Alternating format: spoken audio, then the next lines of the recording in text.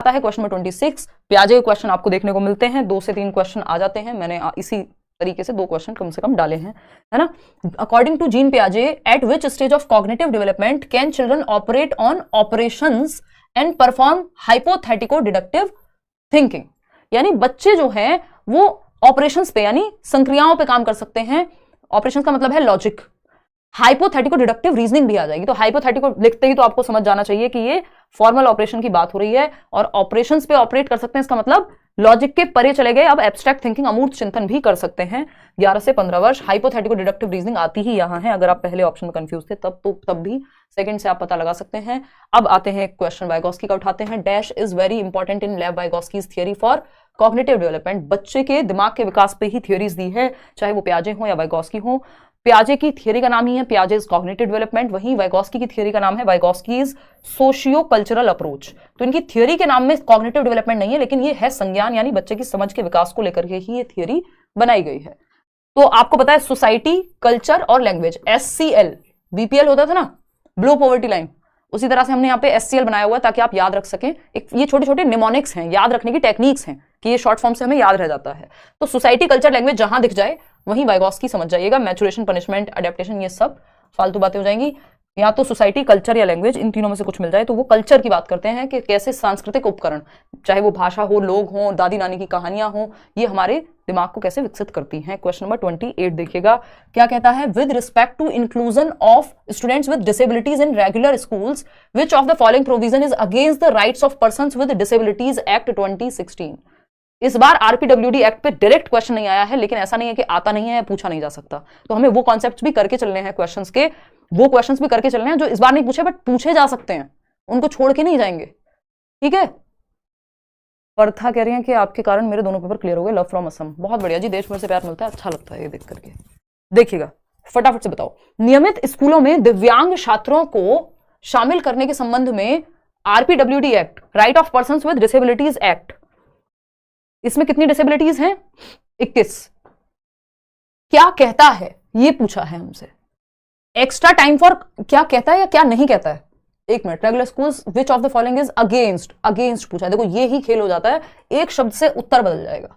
शामिल करने के संबंध में निम्नलिखित में से कौन सा प्रावधान दिव्यांग व्यक्तियों के अधिकार अधिनियम, दिव्यांग लिख लीजिएगा इसको काट करके, विरुद्ध है, विरुद्ध पूछा है, तो नॉट वाला क्वेश्चन हो गया।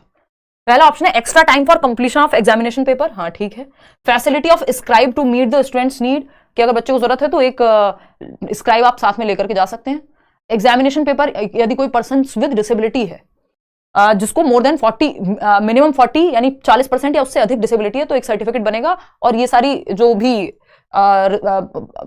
हेल्प्स हैं या कह लीजिए एक तरह से क्या कहेंगे इसको, रिजर्वेशंस हैं एक तरह से जो मिलेंगे, ठीक है, बेनिफिट्स कह लो। Compulsory second and third language courses, ऐसा कुछ नहीं कहा गया कि दिव्यांग बच्चों को RPWD एक्ट में कंपलसरीली 2 भाषाएं, द्वितीय या तीसरी भाषा पढ़ाई ही जाएगी, कंपलसरी नहीं है ये। और मदर टंग की बात होती है generally. Reasonable accommodation as per individuals needs, बिल्कुल सही बात है, जैसी जरूरत हो बच्चे की या इंडिविजुअल की, उसके अनुसार आप सिस्टम में परिवर्तन कर लीजिए। तो ये बात एकदम सही है, थर्ड ऑप्शन सही है, क्योंकि वही गलत है, विरुद्ध पूछा था हमसे। इससे पहले जो एक्ट आया था, जो पर्सन्स विद डिसेबिलिटीज हैं, PWD एक्ट आया था 1995 में, और उसमें थी सिर्फ 7 डिसेबिलिटीज, 7 दिव्यांगताएं थी। 2016 में ये RPWD बन गया PWD से, क्योंकि right of persons with disabilities कहने लगे। इसमें हो गई 21 डिसेबिलिटीज बढ़ करके 14 डिसेबिलिटीज को ऐड किया गया, और भी डिसेबिलिटीज ऐड की जा सकती हैं, क्योंकि इसमें प्रावधान है नोटिफाई करके आप ऐड कर सकते हैं। कितना?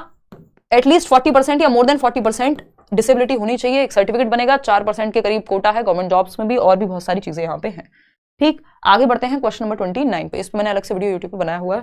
क्वेश्चन नंबर वो देख सकते हैं। Teacher intends to facilitate the development of metacognition among her students, which of the following skills won't be helpful for this purpose. एक शिक्षक अपने छात्रों के बीच मेटाकॉग्निशन के विकास को यानी परासंज्ञान के विकास को बेहतर करना चाहता है, सुविधाजनक बनाना चाहता है। निम्नलिखित में से कौन सा कौशल इस उद्देश्य के लिए सहायक नहीं होगा? मेटाकॉग्निशन, कॉग्निशन है दिमाग का यूज करना, थिंकिंग, रीजनिंग, प्रॉब्लम सॉल्विंग, और इसके भी परे चले जाना। मेटा का मतलब ये बियॉन्ड, वो मेटावर्स नहीं बना रहे थे ये फेसबुक वाले भाई साहब, है ना, वही मेटा है ये, बियॉन्ड। मेटा मतलब बियॉन्ड, तो बियॉन्ड कॉग्निशन यानी थिंकिंग के परे thinking, thinking about thinking, awareness about awareness, जिसमें आपके दिमाग की थोड़े से ढक्कन और खुले, यानी थिंकिंग पे भी आप सोच रहे हैं। तो ये क्या, इवेल्युएट करना, हाँ सही है, प्लानिंग करना, मॉनिटर करना, ये सारी चीजें आ जाती हैं, लेकिन रट्टा लगाना तो नहीं आएगा ना, रटकर याद करना तो नहीं आएगा ना मेटाकॉग्निशन में। ये आपको नोट्स में भी गिवन है, इस पर चर्चा कभी और भी अच्छे से करेंगे कि आप रिफ्लेक्ट कर रहे हैं, आप प्लानिंग कर रहे हैं, आप रिव्यू कर रहे हैं कि सीटेट पास करना, पिछली बार फेल हो गया था, क्या सही करूं इस बार, कि इन 3 महीने में कैसी प्लानिंग करूं, कहां से क्या क्या पढ़ना है, ताकि कोई गुंजाइश ही ना बचे। तो आप खुद से प्लान करके, रिव्यू करके, रिफ्लेक्ट करके खुद ही इवेल्युएट करेंगे साथ में इस चीज को, तो वो मेटाकॉग्निटिव एबिलिटीज आपकी वहां यूज होंगी। Constructivist approach considers learning as, रचनावादी दृष्टिकोण सीखने को इस प्रकार मानता है, किस प्रकार, लास्ट क्वेश्चन है आज का, डिसऑर्गेनाइज्ड एंड यूनिलेटरल। देखिए एक पक्षीय नहीं होती लर्निंग, जो है वो मल्टीलेटरल होगी या मल्टी डायमेंशनल होगी। डिसऑर्गेनाइज नहीं, ऑर्गेनाइज होंगी चीजें तब तो दिमाग में सेट होंगी। अगर एक पेज इसका, दूसरा पेज किसी और चैप्टर का, तो कहां से ऑर्गेनाइज होंगी, ये नहीं। रचनावादी लोग बच्चे को एक्टिव रखने पे फोकस करेंगे।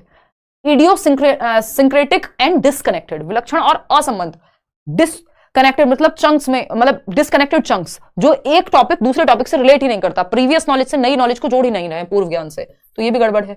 इंटरएक्टिव एंड एक्टिव, हाँ बच्चे को एक्टिव रखना है कंस्ट्रक्टिविज्म में। और ये कंस्ट्रक्टिविस्ट कौन लोग हैं, क्वेश्चन इस पे आता ही है, अगर आप पेपर उठा के देखेंगे, पियाजे, वाइगोस्की, ब्रूनर, ये सब कंस्ट्रक्टिविस्ट लोग हैं।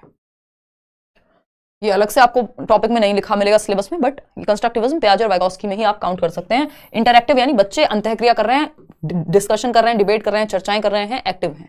पैसिव नहीं होंगे बच्चे।